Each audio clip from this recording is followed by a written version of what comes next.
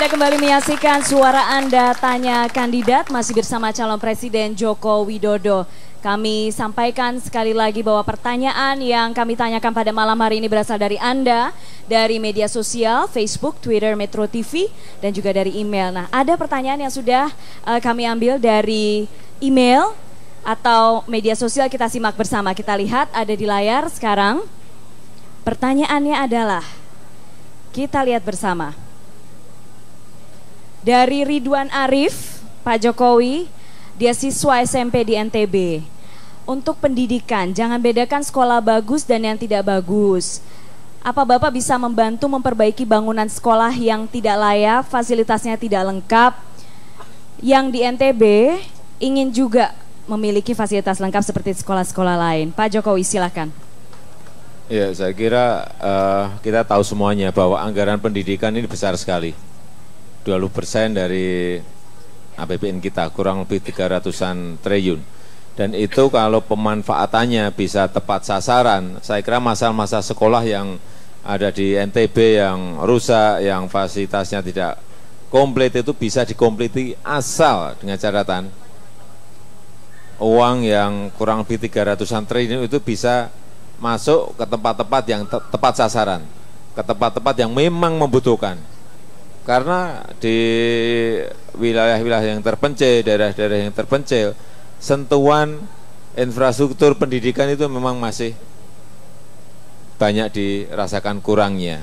Dan saya kira yang langsung terkena dampaknya yang bisa merasakan siapa? Anak-anak kita, baik murid di SD, baik murid di SMP. Dan kita harus ngomong apa adanya. Anggarannya ada, tetapi ada sekolah-sekolah yang faktanya masih seperti itu. Saya kira ini memang perlu dikejar dan sebetulnya kita mampu.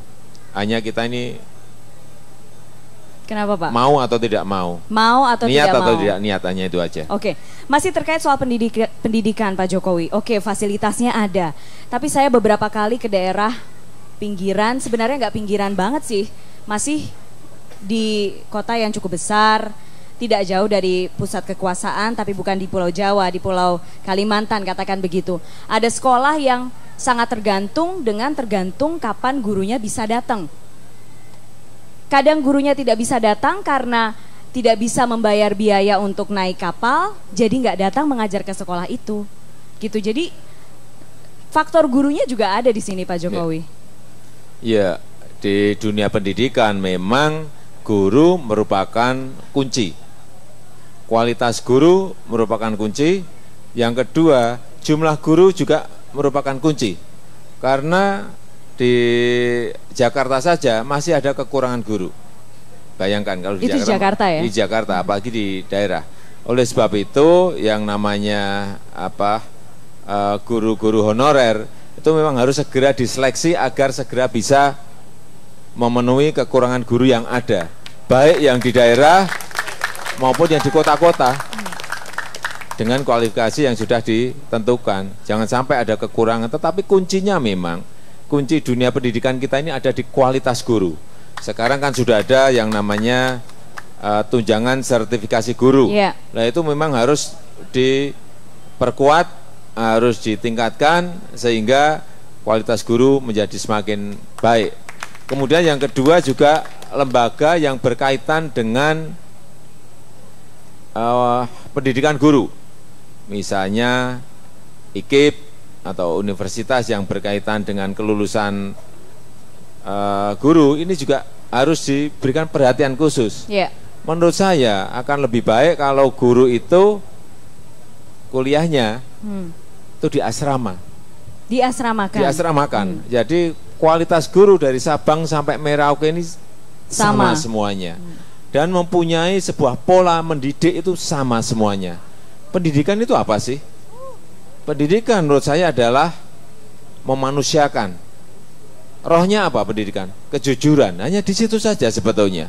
Tidak ada yang lainnya. Dan itu bisa dilakukan kalau gurunya itu dididik pada sebuah tempat sehingga guru mempunyai karakter yang sama dalam mendidik, sehingga yang dihasilkan nantinya anak-anak yang dididik itu juga akan mempunyai karakter yang sama seperti yang disampaikan oleh guru-guru kita. Dan kualitasnya pun juga sama. Iya, di kualitasnya, seluruh Indonesia. Iya, di seluruh Indonesia. Kalau Iya. tempat mendidik gurunya saja bisa sama di seluruh Indonesia, di Sabang sampai Merauke akan juga menjadi rata-rata sama. Baik. Baik, berikutnya pemirsa, kami punya pertanyaan dari seorang warga di Palembang, Sumatera Selatan. Kita simak bersama. Saya Tria dari Palembang. Saya ingin bertanya kepada Pak Jokowi ya, bagaimana apabila Bapak nanti jadi presiden, bagaimana cara Bapak untuk mengatasi daerah-daerah terpencil di Indonesia? Bapak kan notabene Gubernur Jakarta ya Pak, yang sebagai kota besar. Nah, bagaimana Bapak mengatasi permasalahan di daerah-daerah terpencil selain Jakarta, Pak? Terima kasih. Nah, itu dia pertanyaan seputar bagaimana mengatasi melihat daerah-daerah terpencil di Indonesia terutama. Ya, memang kita harus berani merombak kebijakan ya, merombak policy. Artinya apa? Sekarang ini ada ketimpangan antar wilayah. Ada beberapa wilayah yang maju, tetapi ada beberapa wilayah yang sangat kurang maju. Ini ditinggal gitu. Sehingga mestinya ke depan pemerataan yang harus kita lakukan. Jadi pemerataan artinya di semua wilayah itu mempunyai kualitas pembangunan yang sama. Jangan sampai yang misalnya di barat saja juga nggak boleh atau di tengah saja. Semuanya harus diberi porsi yang sama sehingga tidak terjadi ketimpangan pembangunan. Baik di wilayah tengah dengan wilayah timur, wilayah tengah dengan wilayah barat, semuanya harus sama. Dan menurut saya daerah terpencil ada menjadi prioritas. Karena kalau tidak nanti semua yang dari desa, yang dari daerah semuanya masuk ke kota semuanya. Akhirnya apa? Ya kota pun bebannya akan bertumpuk-tumpuk. Masalahnya bertumpuk-tumpuk. Kalau daerah diperhatikan, kalau misalnya anggaran pembangunan di daerah diberikan porsi yang lebih, investasi juga didorong ke daerah, sehingga di daerah ada lapangan pekerjaan, tidak perlu yang di daerah ini masuk ke kota. Apakah itu juga untuk daerah-daerah perbatasan, Pak? Kita tahu daerah-daerah perbatasan beberapa diantaranya justru lebih nyaman bersekolah di negara tetangga, nyebrang dikit harga barangnya lebih murah gitu Ya. Pak. Oleh sebab itu saya sampaikan yang di daerah terpencil, di wilayah perbatasan harus menjadi prioritas utama, sehingga jangan sampai kita ini kan malu ya, misalnya dari sana menyeberang ke wilayah kita, di sana jalannya bagus, di kita jalannya tidak bagus. Di sana misalnya pembangunannya bagus, di masuk wilayah kita pembangunannya kelihatan jauh ketinggalan. Jangan sampai. Ini masalah kebanggaan kita ya. Ini masalah kebanggaan rakyat kita. Jangan sampai kita ini menjadi inferior gitu ya, merasa lebih rendah dari mereka. Tidak, kita harus bangga menjadi bangsa Indonesia karena kita ini besar, kekayaan alam kita ini lebih besar, hanya karena masalah pengelolaan yang tidak baik sehingga kita menjadi kelihatannya kecil, kelihatannya lebih rendah dari mereka, padahal kita jauh lebih bagus dari mereka. Oke. Baik, terima kasih Pak Jokowi.